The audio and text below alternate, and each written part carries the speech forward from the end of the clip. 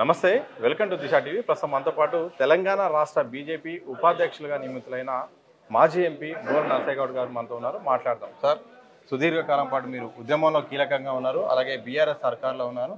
బీజేపీలో చేరిన తర్వాత కొంతకాలం మీ సేవను గుర్తించి రాష్ట్ర ఉపాధ్యక్ష పదవి ఇవ్వడాన్ని ఎట్లా చూస్తారు? ఇది పదవి కంటే బాధ్యతగా నేను స్వీకరిస్తాను. నాది ఒకటే లక్ష్యం. తెలంగాణ రాష్ట్రంలో కాంగ్రెస్ ప్రభుత్వాన్ని చూశారు, బీఆర్ఎస్ ప్రభుత్వాన్ని చూశారు. బీజేపీ ప్రభుత్వం రావాలి. బీజేపీ ప్రభుత్వం ఏర్పడితేనే తెలంగాణ రాష్ట్రంలో అన్ని రంగాల్లో సమన్వయం జరుగుతుంది, అన్ని వర్గాలకు సమన్వయం జరుగుతుంది. అద్భుతమైనటువంటి డబుల్ ఇంజన్ సర్కారు మోడీ గారి నాయకత్వంలో వస్తేనే అవుతుందని దృఢ సంకల్పంతో పార్టీలోకి రావడం జరిగింది. పదవుల కొరకు నేను ఎప్పుడు రాలే, మీ అందరికీ తెలుసు. నేను కమిట్మెంట్ ఉన్న నాయకుడిని. ప్రజల కొరకు నేను వ్యక్తిగతంగా పదవుల కంటే కమిట్మెంటు. బీజేపీలో వచ్చినా కూడా క్రమశిక్షణ కలిగినటువంటి కార్యకర్తగా బీజేపీ సిద్ధాంతాలకు అనుగుణంగా కేవలం బీజేపీని ప్రభుత్వం రావటానికే కృషిగా స్వయంగా ఎలాంటి ఆకాంక్ష లేకుండా పనిచేసే కార్యకర్తను చేపట్టి గుర్తించి ఇవ్వటం జరిగింది. మీ ద్వారా తెలంగాణ ప్రజలకు మా నాయకత్వానికి ధన్యవాదాలు తెలియజేస్తూ మా కార్యకర్తలందరికీ చేసే విజ్ఞప్తి ఏంటంటే, వచ్చేది బీజేపీ ప్రభుత్వం. ప్రజలు ఎప్పుడో డిసైడ్ అయ్యారు.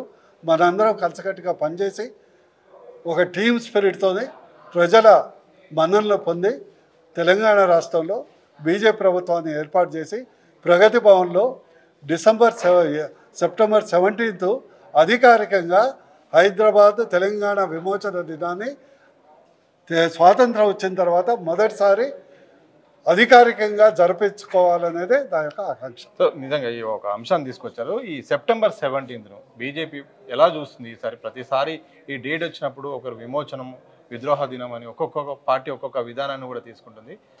మీరేం చెప్తారు? పార్టీ పరంగా కూడా ఏ రకంగా మెసేజ్ ఇస్తారు? దురదృష్టం ఏంటంటే, హైదరాబాద్ లిబరేషన్ అనేది తెలంగాణ లిబరేషన్లో అంతర్భాగం. అది కర్ణాటకలో, మహారాష్ట్రలో కూడా ఉన్నది. ఆ రెండు రాష్ట్రాల్లో ఇప్పటి వరకు ప్రతి సంవత్సరం హైదరాబాద్ లిబరేషన్ డే జరుపుకుంటారు. మన దరిద్రం ఏంటంటే, ఓటు బ్యాంక్ పాలిటిక్స్ కొరకు, నిజాం పాలిటిక్స్ కొరకు, రజాకార్ల ఓటు బ్యాంక్ పాలిటిక్స్ కొరకు ఇప్పటి వరకు తెలంగాణ లిబరేషన్ డే అనే పదాన్ని వాడటానికి కాంగ్రెస్ కానీ బీఆర్ఎస్ కానీ ఇంతవరకు జరపట్లేదంటే ఎంత భయపడుతున్నారో మీరు అర్థం చేసుకోండి. దీన్ని బట్టి నిజాం బతికే ఉన్నాడు, రజాకార్ బతికే ఉన్నాడు. అప్పటి ఈ యొక్క హైదరాబాద్ లిబరేషన్ డే విముక్తి పోరాటం సందర్భంగా 30 నుంచి 40 వేల మంది చనిపోయారు. దానికి ప్రధాన కారకుడైంది ఎవరు? మనకు కనిపించేది రజాకార్ ఒక్కడే, కాసిం రిజ్వీ. కానీ దాన్ని నడిపించింది ఎవరు? మీర్ ఉస్మాన్ ఖలే, అప్పుడే 7th నిజాం. దానికి అండగా గ్రామాల్లో ఉన్నది ఎవరు? దొరలు, జమీందారులు. ఆ ముగ్గురు ఇప్పుడు బతికే ఉన్నారు. తెలంగాణ రాష్ట్రంలో బీజేపీ ప్రభుత్వం వచ్చిన తర్వాతనే అది నిజమైనటువంటి తెలంగాణ విమోచన దినోత్సవం జరిపి అధికారికంగా జరిపి అమరుల వీళ్లకు 30,000 మంది ఎవరైతే చనిపోయారో వాళ్ళకు ఆత్మకు శాంతి చేకూరే విధంగా మా బీజేపీ చేస్తుంది. అందుకొరకే కేంద్ర ప్రభుత్వంలో ఉందని చెప్పి మేము అధికారికంగా పరేడ్ గ్రౌండ్లో జరుగుతుంది. మీడియా మిత్రులు కూడా ఈ అంశాన్ని ముందరికి తీసుకెళ్లాలని విజ్ఞప్తి చేస్తాను. ఇంకో అంశం మీకు చెప్పాలన్నా, చాలామంది మీకు కూడా తెలియదు. కాసిం రిజ్వీ రజాకార్ చీఫ్, ఎంఐఎం పార్టీ అధినేత. అప్పుడు 30,000 మంది మరణాలకు కారణం. ఆయనకు జైలు శిక్ష ఎంత వేసారు తెలుసా? 7 సంవత్సరాలు.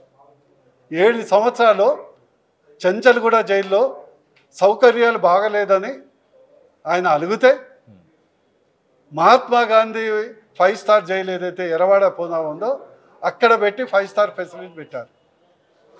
మధ్యలో విడిపించి నెహ్రూ గారు స్పెషల్ ప్లేన్స్తో సూట్ కేసులను ధనము ధాన్యం అంతా దింపేసి పాకిస్తాన్కు సకల మర్యాదలతో సాగనంపిన 30,000 మందిని చంపినటువంటి వ్యక్తి ఈ కాంగ్రెస్ నాయకుడు రాహుల్ గాంధీ ముత్తాత. ఈ అంశం తెలిస్తే తెలంగాణ యువతలో బ్లడ్ మరిగిపోయి ఉద్యమం మొదలవుతుంది. ఇది రాజకీయం కాదు, వాస్తవం. చరిత్ర మర్చిపోతే మనం కూడా చరిత్రలో మిగిలిపోకుండా ఉంటాం. సార్, బీజేపీ రాష్ట్ర కమిటీ ప్రకటించిన తర్వాత ఇటు పార్టీలో ఎమ్మెల్యేలు ఎంపీలు చాలా నారాజుగా ఉన్నట్టు, అలాగే సికింద్రాబాద్ సంబంధించిన ఎక్కువ వాళ్ళని నామినేట్ చేసినట్టు కూడా వార్తలు వస్తున్నాయి, ఆరోపణలు కూడా వస్తున్నాయి. ఏం చెప్తారు దీని గురించి నిన్ననే అధ్యక్షులు గారు క్లియర్గా ఇచ్చటం జరిగింది. ఇది ఏ కమిటీ కాదు, ఇది రాష్ట్ర కమిటీనే. నెంబర్ 2, ఇంకో అంశం ఏంటంటే రాజకీయాలు ఎక్కడ చేసినా పుట్టింది ఎక్కడైనా తెలంగాణలో 50% జనాభా ఇక్కడే ఉంటారు. అవునా కదా? For your kind information, you are also migrant, I'm also migrant. ఉమ్మడి జిల్లా నుంచి ఇక్కడ మైగ్రెంట్, నువ్వు ఏ జిల్లా మైగ్రెంట్. ఇక్కడ ఉంటున్నంత మాత్రాన అది ఏం కాదు. This is a politics. అందువరకు ఇది ఒక యువ టీంకు, యూత్ టీంకు ఇవ్వటం. అంటే ఇది అంతం కాదు, ఆరంభమే. పొలిటికల్ టీం ఉంటుంది, ఉద్యమ టీం ఉంటుంది, కార్యాచరణ టీం ఉంటుంది, జోనల్ టీం ఉంటుంది, సెల్ టీం ఉంటుంది. దాదాపు ఒక 600-700 మంది టీం ఉంటుంది. ఎవరిని ఎక్కడ, ఇది కేవలం కార్యవర్గం, ఆర్గనైజేషన్ వర్క్. ఇప్పుడు 8 మంది బలము, ఒక్కొక్కళ్ళు పాండవ సేనలాగా ఎంపీలు, 8 మంది 7 మంది ఎమ్మెల్యేలు, అనేక మంది మాజీ ఎమ్మెల్యేలు, అనేక మంది మాజీ ఎంపీలు, అనేక మంది. మీరు ఆశ్చర్యపోతారు, 500 మంది క్యాండిడేట్స్ స్థాయి ఉన్నటువంటి అభ్యర్థులు బీజేపీలో ఉన్నారు. వాళ్ళందరూ రేపు రణరంగంలో దిగుతారు, పార్టీ దింపుతుంది. ఇది కేవలం ఒక ఆర్గనైజేషన్ కమిటీ. ఇంకోటి మీరు గుర్తుపెట్టుకోవాలి, మహారాష్ట్రలో అద్భుతంగా మెజార్టీ గవర్నమెంట్ వచ్చింది. అధ్యక్షుడి పేరు చెప్పండి, కార్యవర్గ సభ్యుల పేరు చెప్పండి. కూటమి పేరే మహా ఆఘాడి కూటమి అంటారు. ఫడ్నవీస్ కనిపిస్తారు, 3 నాయకులు కనిపిస్తారు. ఆర్గనైజేషన్ ఢిల్లీలో మరి అద్భుతమైన మెజార్టీతో మేము ఫామ్ చేశాము. ఆర్గనైజేషన్లో ఉన్న వాళ్ళు పేర్లు చెప్పండి. అందరూ ఆర్గనైజేషన్ ఉన్న వాళ్ళందరూ ఆర్గనైజేషన్ కొరకు పనిచేస్తారు. సో బీజేపీది అనేది త్రిశూల వ్యూహం.